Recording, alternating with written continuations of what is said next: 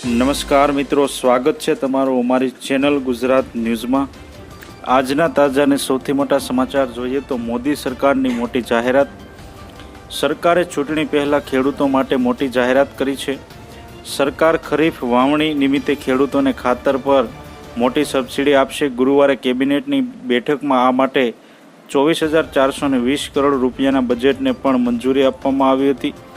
સરકારનું કહેવું છે કે ખેડૂતો દ્વારા ઉપયોગમાં લેવાતું મુખ્ય ખાતર DAP 1,350 રૂપિયા પ્રતિ ક્વિન્ટલના ભાવે મળતું રહેશે। 1 એપ્રિલથી 30 સપ્ટેમ્બર સુધી P&K ખાતરો પર સબસિડી ઉપલબ્ધ રહેશે। સમાચારમાં આગળ જોઈએ તો ગરીબોને મળશે 10,000ની ભેટ। ગુજરાતના દરેક ખેડૂતો, મજૂરો અને મધ્યમ વર્ગના પરિવારો માટે ગુજરાત સરકારે આપ્યા રાહતના સમાચાર। હવેથી જનધન યોજનામાં ખેડૂતો, મજૂરોને અને મધ્યમ વર્ગના પરિવારોને 10,000નો બેંક ઓવરડ્રાફ્ટ આપવામાં આવશે। જ્યારે આ 10,000 રૂપિયાની સહાય મેળવવા માટે જનધન બેંક એકાઉન્ટ હોવું ફરજિયાત છે। જ્યારે પહેલાં આ યોજના હેઠળ 5,000 રૂપિયાની સહાય આપવામાં આવતી હતી, તે હવે વધારીને 10,000 રૂપિયા કરવામાં આવી છે। સમાચારમાં આગળ જોઈએ તો રેશન કાર્ડ ધારકો આ કામ પતાવો। છેલ્લા કેટલાક વર્ષોમાં સરકાર દ્વારા તમામ વિભાગોને KYC દ્વારા ગ્રાહકોના આધાર કાર્ડ સાથે લિંક કરવાનું કામ કરવામાં આવી રહ્યું છે। તમને જણાવી દઈએ કે દેશના ગરીબ વર્ગમાં રાશન કાર્ડ તેમની ઓળખ છે, કારણ કે તેના દ્વારા તેમને દર મહિને મફત રાશન મળે છે। પરંતુ તમને જણાવી દઈએ કે સરકારે હવે સ્પષ્ટ કરી દીધું છે કે જે લોકોએ હજુ સુધી પોતાના રેશન કાર્ડને આધાર કાર્ડ સાથે લિંક નથી કરાવ્યું, તેમનું રાશન હવે બંધ કરી દેવામાં આવશે। એટલે કે તેવા તમામ લોકોને હવે મફતમાં રેશન આપવામાં આવશે નહીં।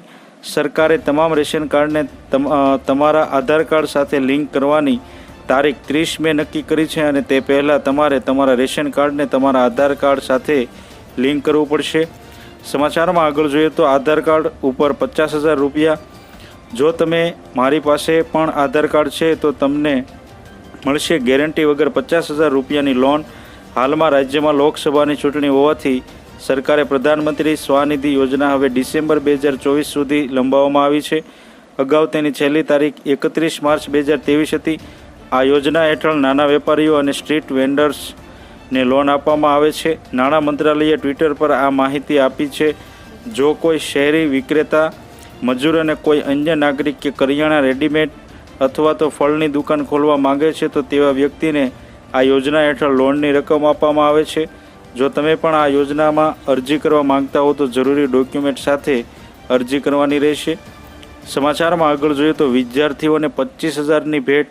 ગુજરાત સરકારે STEM એટલે કે સાયન્સ, એન્જિનિયરિંગ, ટેકનોલોજી અને મેથ્સમાં વિદ્યાર્થીઓની સંખ્યા વધારવા વર્ષ 2024 અને 25માં નમો સરસ્વતી યોજના સ્કોલરશિપની જાહેરાત કરી છે। સરકારે આ માટે 250 કરોડની જોગવાઈ કરી છે। નાણામંત્રી કનુ દેસાઈએ તેમના બજેટ ભાષણમાં જણાવ્યું હતું કે 21મી સદી વિજ્ઞાન અને ટેકનોલોજીનો યુગ છે, જેમાં IT અને તેની સાથે સંકળાયેલી ટેકનોલોજી જીવનમાં તમામ પાસાઓને સ્પર્શે છે। સમાચારમાં આગળ જોઈએ તો મફતમાં ગાડી ચાલશે। ગુજરાતના પ્રવાસે આવેલા PM મોદીએ સુરેન્દ્રનગરમાં જંગી સભા સંબોધી હતી। આ સભામાં તેમણે ફ્રી 300 યુનિટ વીજળી અને સોલાર વીજળી વિશે સમજાવતા લોકોને કહ્યું કે પછીનો મેં પ્લાન તૈયાર રાખ્યો છે। તમે તમારા વાહન ફ્રીમાં ચલાવી શકશો। તમારે પેટ્રોલ કે ડીઝલનો ખર્ચ નહીં થાય। તમારું બિલ 0 આવશે।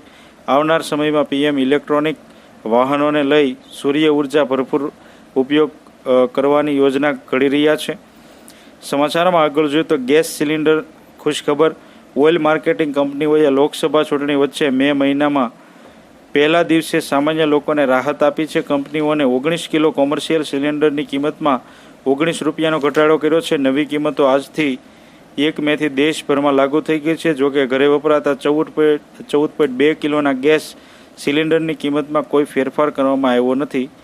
સમાચારમાં આગળ જોઈએ તો દર મહિને 5,000 પેન્શન। જો તમે નિવૃત્તિ પછી એટલે કે 60 વર્ષ પછી દર મહિને માત્ર 210 રૂપિયા જમા કરીને મહત્તમ 5,000 રૂપિયા પ્રતિ માસ પેન્શન મેળવી શકો છો।